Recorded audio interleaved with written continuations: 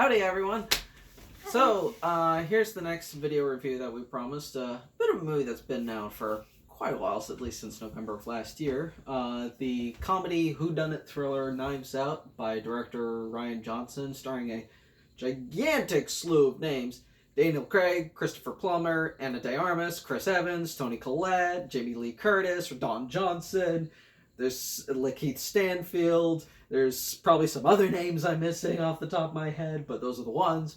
Mm-hmm. And it's this thriller about this famous author who's crafted a massive dynasty, and one night one of his maids discover that his throat's been slit, and at first...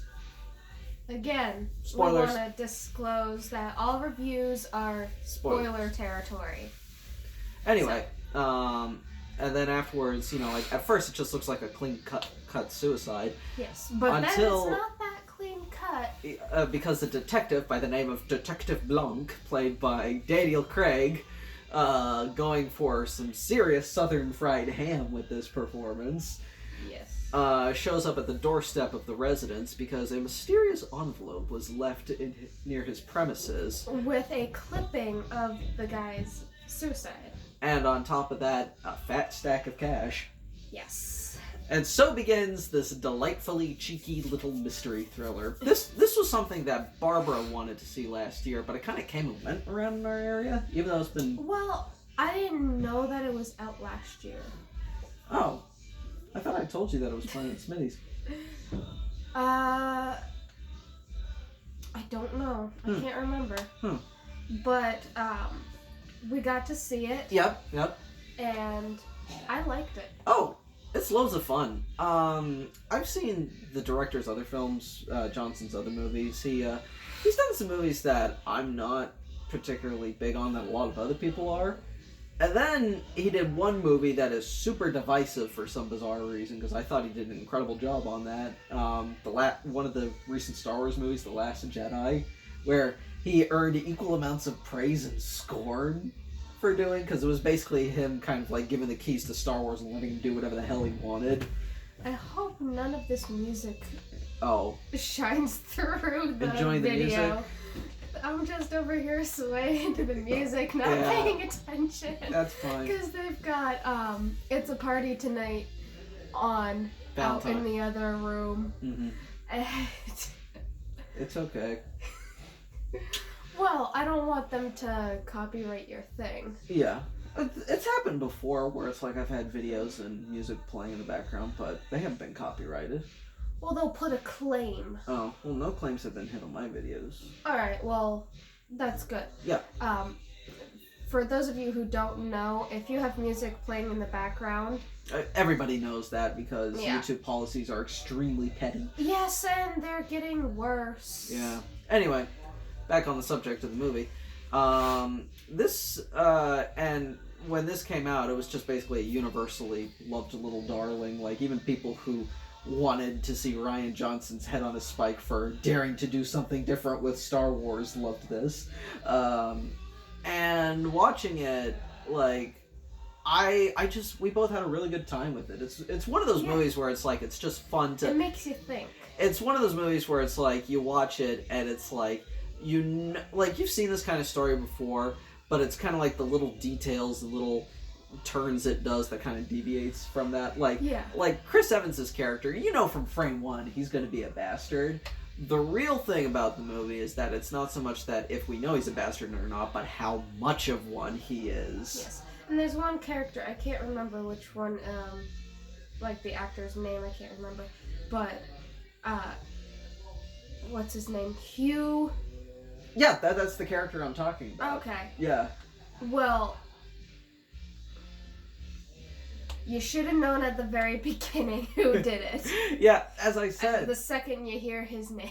Yeah. Because it's a very obvious name, and I'm thinking to myself when they actually get down to it. Yeah. Why didn't I think of that in the first place? Well, as I said, I didn't... all of the twists and turns. I didn't want to say anything because I was like, oh yeah, he obviously did it, but it's like, it's more of a movie that's more about, like, as I said, the little details. Like, the fun thing about this movie is that when we start, like, it I seems think like it's kind of like a Sherlock Holmes kind of. very much so, deal. very much so. In the vein of like another author, Agatha Christie, she used to write these kind of stories with the, with these kind of mechanics and such. And one of the fun things about this movie is how it just like how it introduces characters that you think are okay, And then they're not. the more it goes on, the more it's just kind of like Like Jamie Lee Curtis's husband, husband played by is Don Johnson. cheating on her, and the father finds out, and what he does is he has a message for her, Yeah. but the slip is blank. Blank.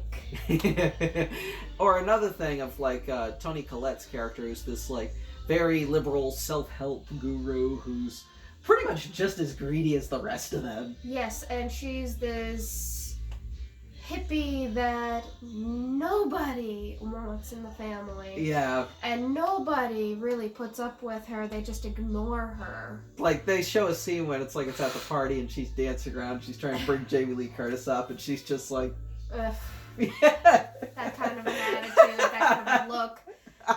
Everything leads you to the whole, I don't want anything to do with you, get away from me, Yeah. kind of a thing. But then there's the guy's caretaker, who plays a big part in this movie. Yeah, I don't know who the actress was who played that character. Andy. Her. I thought you were talking about the other caretaker. No, that's Fran, the one that, I don't know her. But the main one, Marta, played by Anna de Armas, who she plays a really big role through this entire thing. Oh, big like, time. She's probably one of. I'd say she's almost the main character, more so than Pretty Detective much. Blanc. No, the main character is the old man that she's taking care of. Then it's her. Then it's Blanc. And it kind of bounces between Blanc and Marta throughout the Yeah. whole movie. They're the three main characters, but then there's The rest Hugh. of the family, yeah. So there's technically 4 main characters, where the rest of the family, yes, they're main characters, but they're not the main characters. This is definitely a film that is the definition of an ensemble piece. Like, it's just kind of like everybody has a significant role in some way, shape, or form. Yes, but there are still the standout main characters, which are Hugh, Marta, Blanc, and the old man. Yeah. For obvious reasons. Elder Thornberry was their names? Yes. Yeah. Thornberry? No, that's Wild Thornberries. Though practically the granddad of the It's pretty much Thornberries. the same thing. Except the Thornberries are much nicer. Okay. You got me there. Whereas the Thornberries are just like, there's some like little social commentary we got in it where it's like we have characters discussing typical political events and such, and it's like, you have the characters who, like some are conservative, some are more liberal. Yeah. But then it's like the movie just kind of reveals there's no real difference between these people because they're just as greedy and selfish. Yeah. Like there's the son Walt, who gets cut out of everything. Mm-hmm. You find out that the entire family gets cut out of the will and everything goes to Marta, the caretaker. And Walt, he was the head of the publishing company? Pretty much. And his father fired him the night of his, 80-something? 85th birthday, I think. Yeah. And the son Walt is just distraught, not happy, and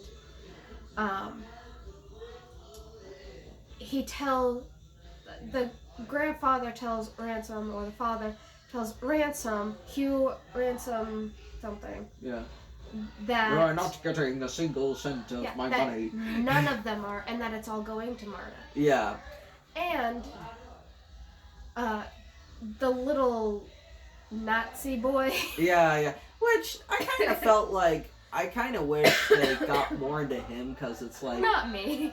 He's one of those side characters. Well, I just kind of feel like if you're gonna reference that sort of thing, like make it like Well, they did. They kind of referenced what he would do. But it's like I kind of wanted to see more because I almost kind of felt like like for somebody who's a hateful little shit like he is, Like they did go into a little bit of detail But into the movie about it. Ki- He wishes that they had done more yeah, detail. yeah. I was fine with the amount of detail they did on the little kid. He looked like a creep anyways. Oh yeah, totally. Which is funny because But he was in... he was one of the hero kids from It. What? He was one of the main kids from It. That same kid who was in Knives Out played a little Nazi. You know, It, Pennywise, you know. Ah. I didn't see that. We watched a bit of it on TNT a couple months ago. I mean, a few months ago. I didn't see it. No, Or It Chapter 2. well, I'll show you someday. They're fun.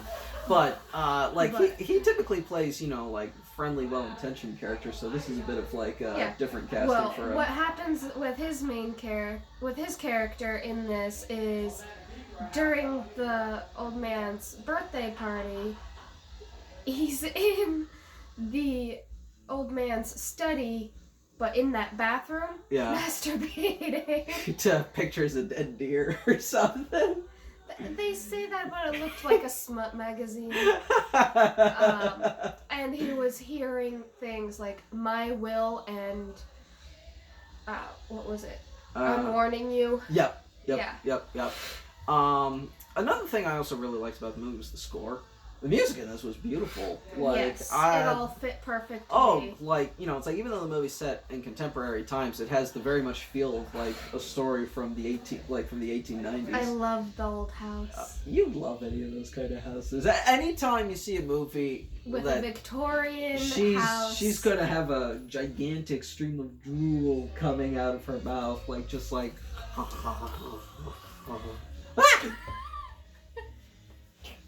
Yeah. I had to do it. But yeah, and like the inside, the architecture of that place was cool too. Like all the little secret passages they had, and the paintings. And if you notice, the painting of Elder Thornberry changed throughout the movie, which I've seen other movies do that, and I love it when they do that. I do too. Yeah. Like throughout the entire thing, he's holding a book and a knife. Very serious. And then at the end, yeah. more of a smirk, actually. Just happy that Marta got all the money. Yeah, because she's standing there with like a blanket over her shoulders. No, she's wearing a sweater. A sweater, but there's a blanket over her shoulders. Okay. And she's holding a mug with like coffee or something in it, and it says "My House, My Rules" on it. Yeah. And she's sipping at it and looking at the rest painting. of the And she notices the smile. And then she goes to the balcony, all set to a Rolling Stones song in slow motion, which was great. And she's looking down at the family. And they all just have this collective look, like, fuck you, bitch. yeah. Which is something they say frequently to her. What about that one scene when they find out she's like the sole recipient and how they just everything? And then there's that suspenseful part where Jamie Lee Curtis's character is like telling the detectives, "Get out of our house. We may not own anything else, but we own this house. Get out." Oh, and Marta then they also has possession of the house too. They pause as she turns to the guy reading the will, and the guy's assistant is like, Oh, yes. Marta also owns the house as well. and then her character goes, "You little bitch." That is something that said quite a bit. And she doesn't deserve it because she's like the nicest woman ever. Because at the very beginning of it all, after the suicide happens, the entire family is like, "Don't worry, Marta. You're part of the family. We'll take care of you." I wanted to bring you to the funeral, but I was outvoted. Yes. Which is something all of them keep on saying. Yes, multiple of them say that. And then when the chips are down, yes, when it comes out, she owns everything now. They just... you give us back our inheritance. That wasn't fair. You know it wasn't fair. He wasn't in his right mind. Well, it's like, when we see him, he was in his right mind. He Yes. was 100% competent. He just didn't like the rest of his family. He finally had the guts to do what the rest of his family didn't have to do, which was, one, to cut off their own son, and two, cut everybody that was a greedy little asshole in the family out. And it's like there's almost been like this like weird stream of like similar movies like this about like rich families and class, like other films that came out last year like Parasite and Ready or Not. Yeah, because in this one the big difference is the Thornberries. Thornberries. Yeah. They are this rich upper class house of little pricks. Yeah. And something like Ready or Not. The mother and father paved their own way with $1,000 or something like that. Yeah. A substantial amount of money from the father. Yeah. They built their way up from the ground.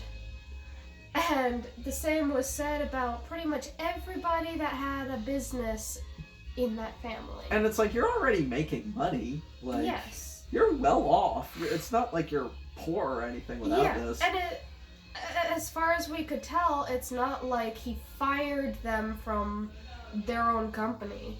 The company that he gave them the money to start. Yeah. So, he's just like, I don't want you having any of my personal money. Yes.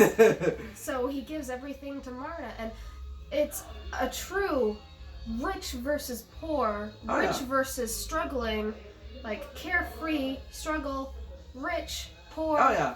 Yeah. Then all of a sudden, there we go! Yay. As I said, it was kind of interesting seeing like these sort of movies come out, like, pretty much all at the same time, because it's like Ready or Not and Parasite and Knives Out, like how weirdly all connected they are. And it's like, I would say Knives Out and Parasite in particular, those films both feature scripts where they really kind of play with character expectations. I'd say Knives Out is a little more like, more accessible, whereas Parasite, like, that's a movie where it's like, it makes the poor characters almost kind of look like sociopaths and how they really prey on the family. Yeah, well, there are obviously some people like that. Like, they love each other, but as in regards to this family, they're just like, yeah, let's just mooch off of these assholes. Yeah, kind of like my birth mother. We've never been a rich family, and my birth mother was a major leech. But it's like in Knives Out, it's like, it's fun watching these people who think they're so, above it all and high class and et cetera, et cetera. And then at the will reading, Hugh laughs his ass off because the family's been cut out of everything. Remember that scene where he just keeps going like, you know what? Eat shit, eat shit, eat shit, eat shit. All of them. Eat extra shit. I think he actually improvised that whole eat shit bit, Chris Evans. I don't know. I think he did, because I heard about there was some improv on set, Well, like, there's always some sort of improv on every movie. But I think... It's kind of like Johnny Depp and the I have got a jar of dirt kind of scene. or the detonator not going off properly in The Dark Knight, where Heath Ledger was pressing the button, he's like... And then when it blows up again, he's like...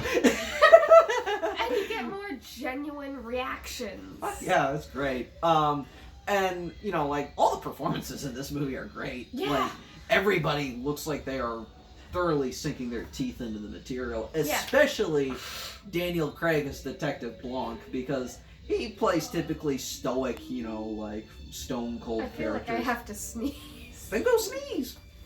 I'm just gonna blow my nose. Okay, that's fine. She thinks the drink she had today kind of did this. But Daniel Craig typically plays, pretty serious, dour characters because he kind of got popular that way because of him playing James Bond.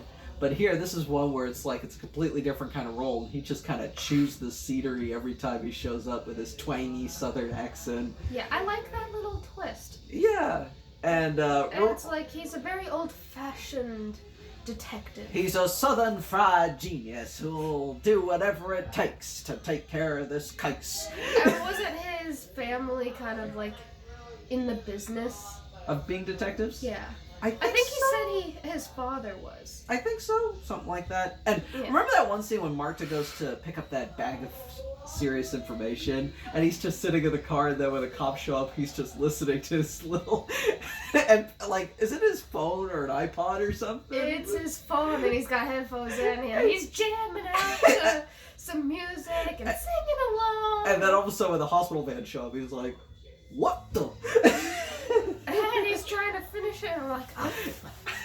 And gets out of the car. Like, But okay, let's get down to more of the seriousness of this. sorry, but So- this movie is partly a comedy. I know, but now let's get to the serious part. Okay, sorry. Because we've talked a lot about the funny parts. There's a lot of them. Yes. Anyway, sorry. Oh, come on. Says trips. Come on, Barbara. I like Cher. But let's. One of the things that happens is Marta confides in Hugh. Mm-hmm. And- That bit. Yes. And then what ends up happening is Blanc figures it out because Fran had a copy of the blood Autopsy report. report. Yeah. The blood report. Yeah, because Marta thinks She had given him the wrong dose. Yes, When like it- she thought she had given him 100 milligrams of morphine instead of the other stuff that Yeah. he was supposed to get. And then it all turns out that it was all planned by Hugh Yeah, so that he could do all of that. yeah, and Blanc actually figures out you did not give him the morphine. You actually gave him the correct dose of medicine and the correct type of medicine. Because you have been doing this so long, you knew the slight difference in color, even though they were both clear liquids. Mm-hmm.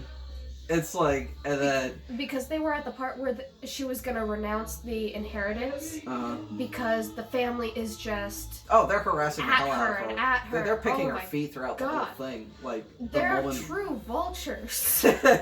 All they're missing is beak noses. I know, you would think that she's a dead body, or actually a live body, being eaten alive by vultures, and then at the very moment when she's about to just give up and die, Blanc saves her with that little bit of information and goes on to say about how Hugh planned it. Yeah, Because he's the one that... It's a Hugh done it.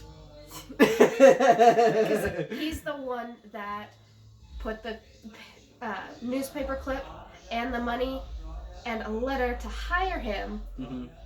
into an envelope and send him. Uh-huh. And then after all that's revealed, after everything's been picked apart, Hugh's just kind of like, okay. But before we get to Oh. that part, Okay. what happens is he tries to kill Fran because she had gotten her hands on the tox report Mm-hmm. and sent it to Hugh. So he sent that to Marta, making her think, oh no, somebody knows I killed him, Yeah. even though she didn't. And then when she goes to find her, you know, Yeah. it's like she's just like screaming, you know, like at first we think she's screaming, "You've done it," you know, like you did it. Yeah, you did it.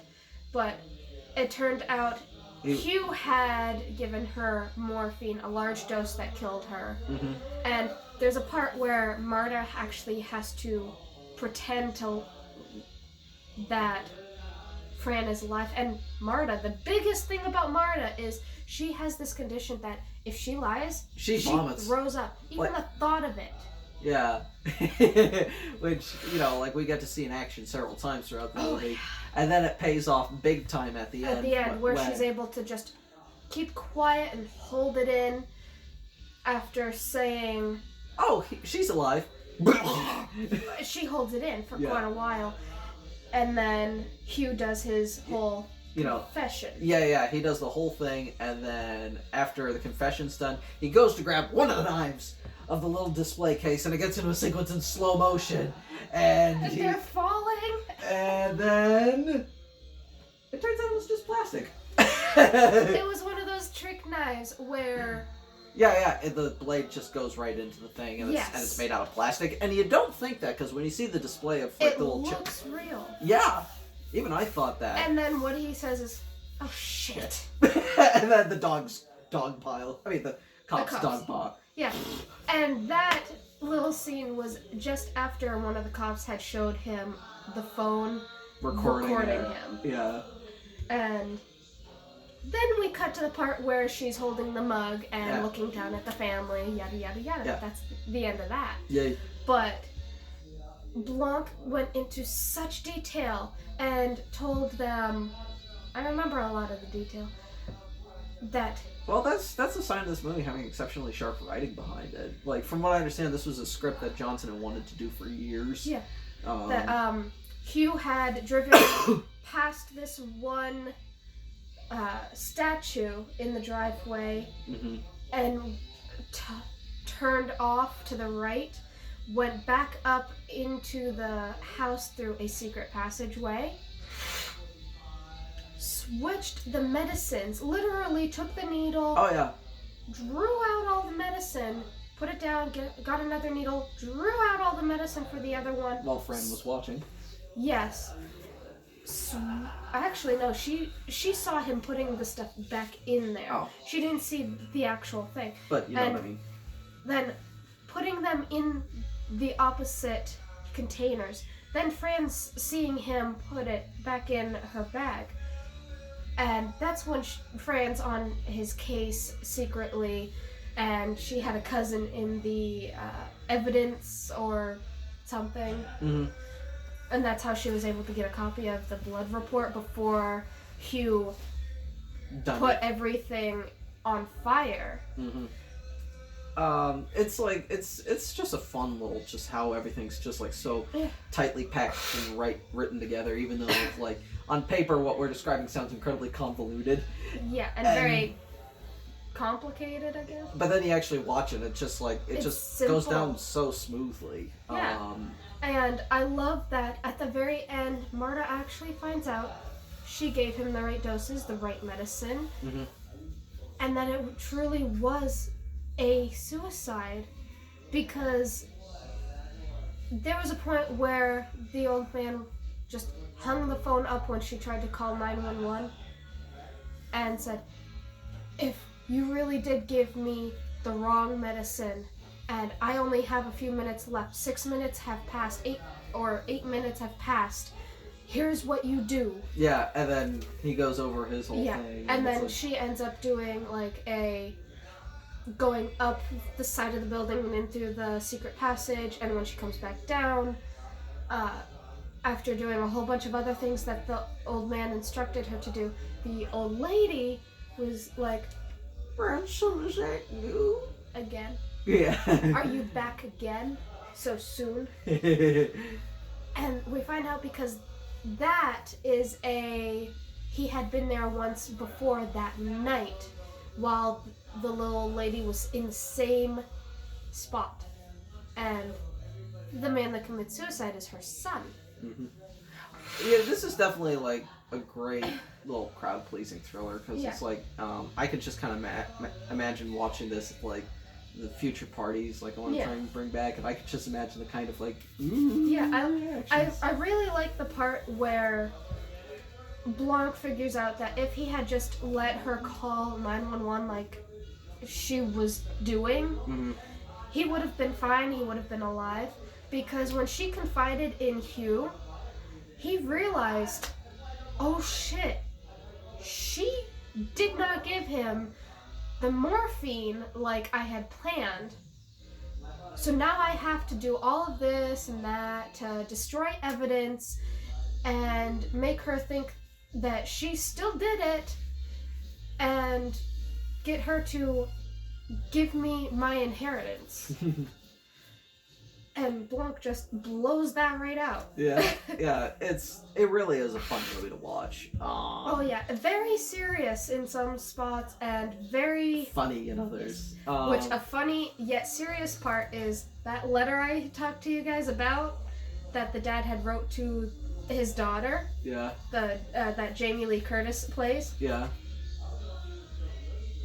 Oh yeah, she lights it. She's going to light a cigarette. And she's got it there. And before she lights her cigarette, she knows that her dad does secret messages. So it's one of those the ink shows up with heat. And then it reveals that Don Johnson's been cheating on her, and she just has this like look of While like, Hugh Ransom is being taken away by the detectives, the father's freaking out and trying to get her attention. Yeah. And she's reading the note. Oh. And then looks at him. And then he realizes, oh shit, it wasn't a blank letter. Yeah. It's like, it's just such a fun little thriller, and I'm curious to see exactly how Johnson's going to do a sequel to this. Like, it's probably going to be more of Adventures of Blanc and whatever kind of like mishaps he gets into. Yeah, I hope they show a little bit more into what happens to the family and Marta. I wouldn't mind that. Like, if maybe Marta, like you said, you want Marta to become like a Watson character or something. No, that's what Blanc kept calling her. Oh, okay, sorry. Blanc kept calling Marta Watson. Yeah. In this little thing. But and at the end, she asks him, "How did you know I had something to do with his death?" It was the blood on your shoe. The moment I noticed that. No, I noticed something when I first saw you, and he pointed down to her shoe. Yeah, which he has didn't this. say anything. He just pointed. It was just this tiny little bit of blood that was like right there. Like under a shoelace. Yeah, so it's easy to miss, but for him, not at all. Yeah, because he's supposed to be a detective. Yeah, I know Johnson says, you know, he's got some ideas he wants to do. Studio's really trying to pursue it, and Craig, you know, like, there's a lot of rumors swirling that he's like very much on board to do another one. Yeah, didn't you say he just signed right up the second a sequel was mentioned? Pretty much. Like, he's just kind of like, yep, totally will do it. No questions asked. Yeah. And hey, the movie's been a big financial hit too. Like, it's already made $300 million worldwide. Like a budget that's like around 50 or so, I think. So it's like, wow, that's really good. Yeah, and it's been doing good business. Like, there's still some theaters around here that are still playing it, and it's like been out since November, and it's already available to watch digitally. Like, that definitely says hello. that definitely says something good about its replay quality. So anyway, that's Knives Out. We both had a lot of fun with it. We definitely would have seen it in the theater had we had the chance. Yes. Hopefully we won't miss it for the sequel. Yeah, we were really iffy about it at first, about seeing it in theaters, because there was something else playing that same A Beautiful Day in the Neighborhood. Yes. Yeah. And we kind of wanted to see that one more than Knives Out. Because of Mr. Rogers. Yeah. Yeah. We made a great choice. Sentimental value. And we made a great choice with that one. Yes, we did. But hey, you know, like, I definitely was not dressed for it. Yeah, people can watch that video and figure out the details of that one. But when the next one comes out, whenever that'll be, we'll definitely be first in line to see more Adventures of Detective Blanc. Yes, that is. Unless there's something else we really want to watch, like last time. We'll see. Yeah. But for now, we're gonna say farewell. Goodbye! I need to get rid of this stuffy nose. Well, you know, you'll see more videos from me. Whatever. Anyway, see ya! Bye!